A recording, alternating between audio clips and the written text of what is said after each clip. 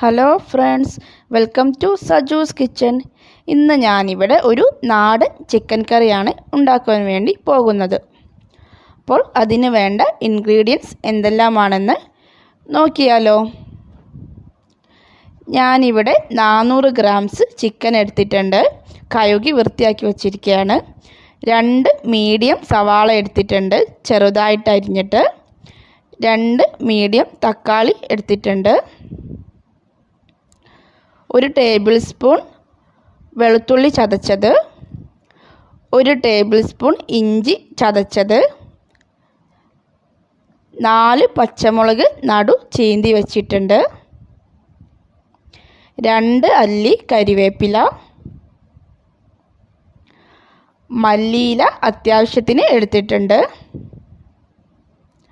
4-5 അല്ലി പൊതിയില എടുത്തിട്ടുണ്ട്, 2 table spoon മുളക് പൊടി, 1 ടേബിൾ സ്പൂൺ മല്ലിപ്പൊടി, 1 ടീസ്പൂൺ മഞ്ഞൾപ്പൊടി, 1 ടേബിൾ സ്പൂൺ കാശ്മീരി മുളക് പൊടി.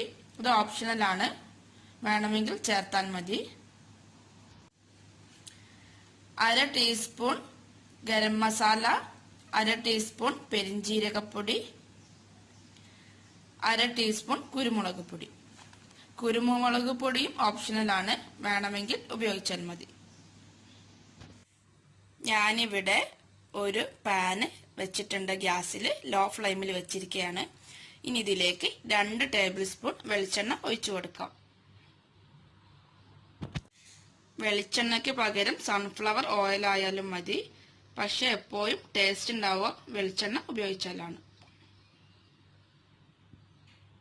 ഇനി ഇതിലേക്ക് നമ്മൾ അരിഞ്ഞു വെച്ചിരുന്ന വെളുത്തുള്ളിയും ഇഞ്ചിയും ഇട്ട് കൊടുക്കാവുന്നതാണ്. ഇത് ചെറുതായി ഒന്ന് മൂത്ത് വരുമ്പോൾ ഇതിലേക്ക് സവാള ഇട്ട് കൊടുക്കാം.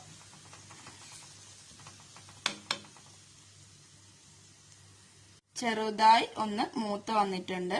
ഇനി സവാള ഇട്ട് കൊടുക്കാവുന്നതാണ്.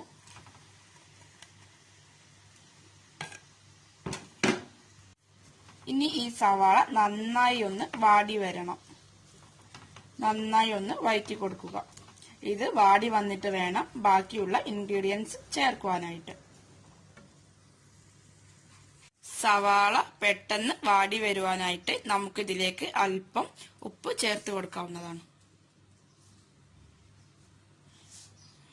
ഇത് വഴറ്റി വരുവാനായിട്ട് കുറച്ച് ടൈം എടുക്കും.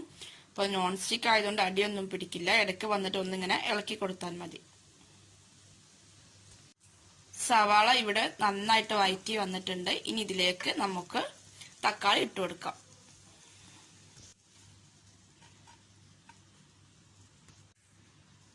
കരിവേപ്പില ഒഴികെയുള്ള ബാക്കിയുള്ള ഇലകളും പച്ചമുളകും കൂടി ഇട്ട് കൊടുക്കാം.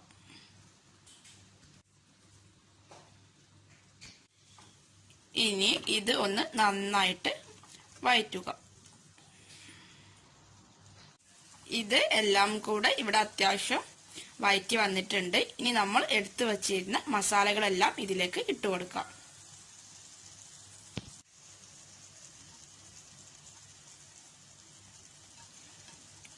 ഇനി ഒന്ന് നന്നായിട്ട് ഇളക്കി കൊടുക്കാം.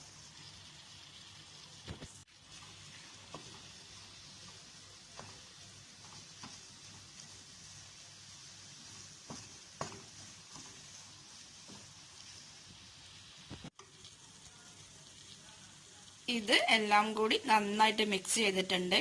ഇനി ഇതിലേക്ക് ചിക്കൻ ഇട്ട് കൊടുക്കാവുന്നതാണ്.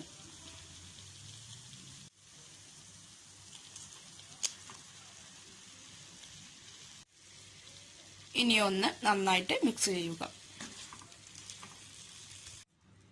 ഞാനിത് ഒരു സെമി ഗ്രേവി ആയിട്ടാണ് ഉണ്ടാക്കുന്നത്, ചാറ് കുറവായിട്ട്.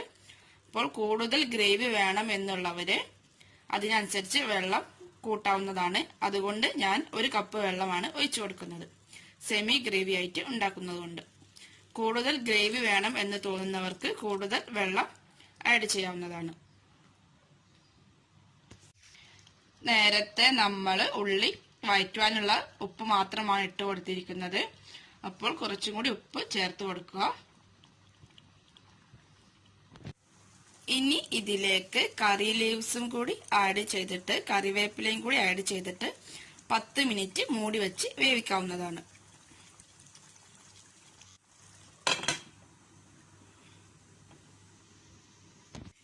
ഇടയ്ക്ക് ഒന്ന് തുറന്നു കൊടുത്തിട്ട് ഇളക്കി കൊടുക്കുക.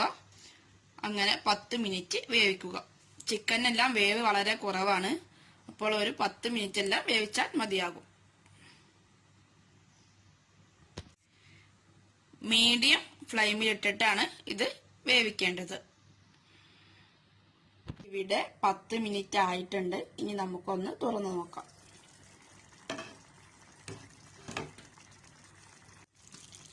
ചിക്കൻ കറി ഇവിടെ റെഡി ആയിട്ടുണ്ട്. ഉപ്പ് എല്ലാം പാകത്തിനാണോ എന്ന് നോക്കിയിട്ട് ഫ്ലെയിം ഓഫ് ചെയ്യാവുന്നതാണ്. ചിക്കൻ എല്ലാം നന്നായിട്ട് വെന്തെല്ലാം വന്നിട്ടുണ്ട്. അപ്പോൾ ഞാൻ ഫ്ലെയിം ഓഫ് ചെയ്തു. നാടൻ ചിക്കൻ കറി ഇവിടെ റെഡി ആയിട്ടുണ്ട്. എല്ലാവർക്കും ഈ വീഡിയോ ഇഷ്ടപ്പെട്ടെന്നു കരുതുന്നു. കൂടുതൽ വീഡിയോകൾക്കായി എൻ്റെ ചാനൽ സബ്സ്ക്രൈബ് ചെയ്യുക. ആ താഴെ കാണുന്ന റെഡ് ബട്ടൺ ഒന്ന് പ്രസ് ചെയ്യുക. Thank you.